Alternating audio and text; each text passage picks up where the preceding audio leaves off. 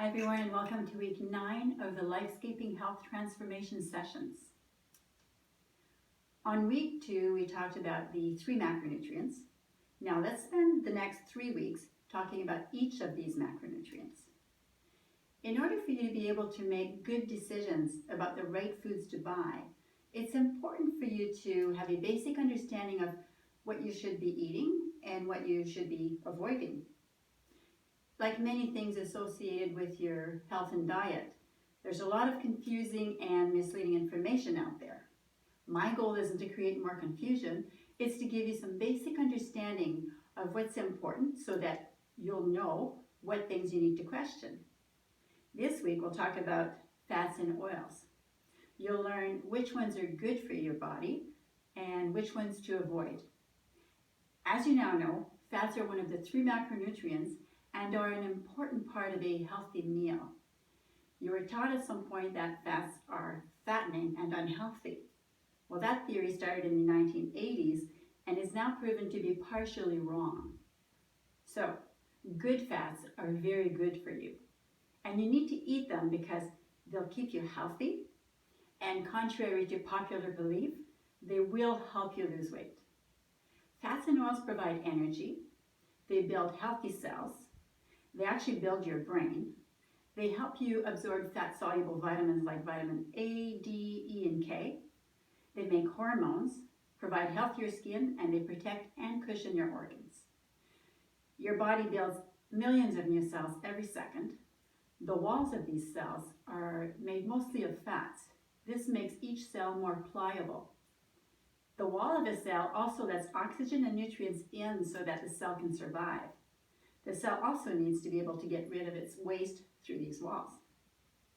To build good healthy cell walls, you need to be eating a good healthy fat or good healthy fats throughout the day. Good cell walls mean good transportation in and out of the cell. It's the bad fats you need to avoid or worry about.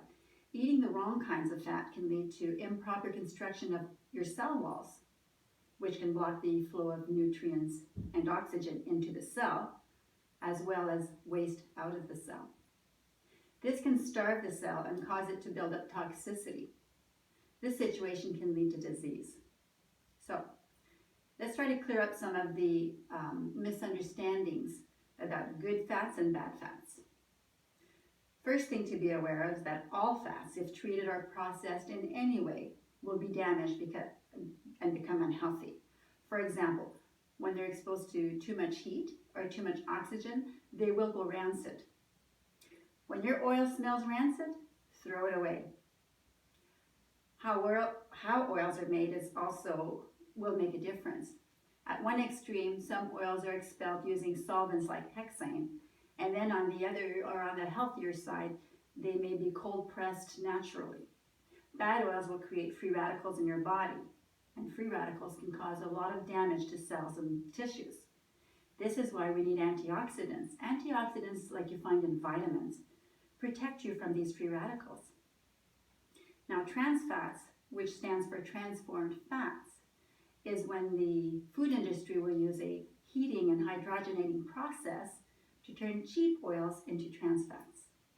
This gives their products the right look and feel and makes them last much longer. Your body doesn't recognize trans fats as a food, so it clogs up your cells and starts to make them more rigid. Another thing to avoid is GMO oils.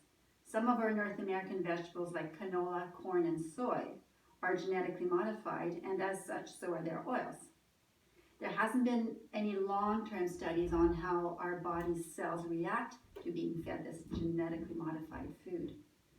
You can choose to eat them. It is a personal choice. I choose not to. There are enough people concerned about it that we're starting to see non-GMO labels on products. And by the way, never be fooled by a label. Just because it says non-GMO doesn't make it a healthy food. Remember that companies advertise so that you will buy. So, what are good fats to eat? Well, a good starting point would be for you to not stop being afraid of eating saturated fats. These fats can actually raise your good cholesterol. They've gotten a bum rap from the health industry for years now. As long as you're eating a healthy organic foods or food, the saturated fats in them are good for you. This doesn't mean eat a large amount of it, everything in moderation. Another fat you need to pay attention to is essential fatty acids. Essential fatty acids are fats that your body doesn't make. These come from the foods you eat. The most famous and important one is omega-3s. It can come from fish oil or plant sources like flaxseed oil. It's very good for both your cells and your cardiovascular health. You can get omega-3s by supplementing fish oil, but also from eating foods on your list like wild salmon, mackerel, grass-fed organic beef, and some nuts and seeds like walnuts, chia seeds, and flax seeds. This is an important healthy oil, so make sure you get it daily.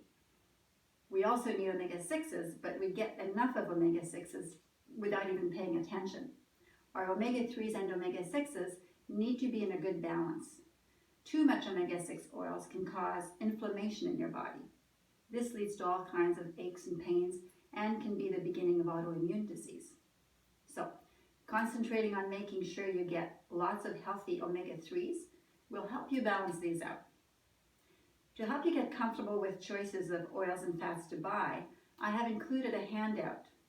For cooking, you're better to use fats instead of oils. Remember that fat means the stuff that stays hard at room temperature.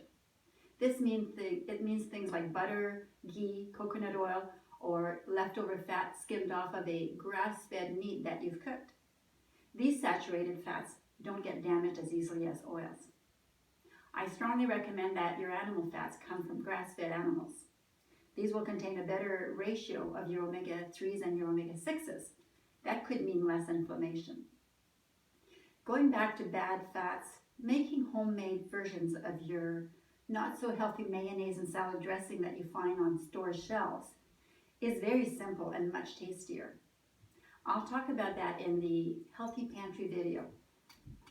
So just to summarize for you, the new research is changing the experts' minds on how good fats are for you. It's even okay to eat cholesterol in something like eggs. You aren't going to eat too much cholesterol. Most of the cholesterol you need is made by your body by using things other than dietary cholesterol. Much of the cholesterol you do eat just gets flushed out if it's not needed by the body. Just a quick story before I go. When I took my course to join one of our companies, we were told a story about an Olympic athlete lady that needed to find a way to get more protein into her body. This was before they had those protein shakes. She ate 12 eggs every day, but she had her doctor keep an eye on her cholesterol.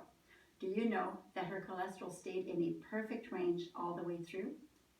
So look for good, healthy fats and oils, like what I've put into your handout, and add them to your diet.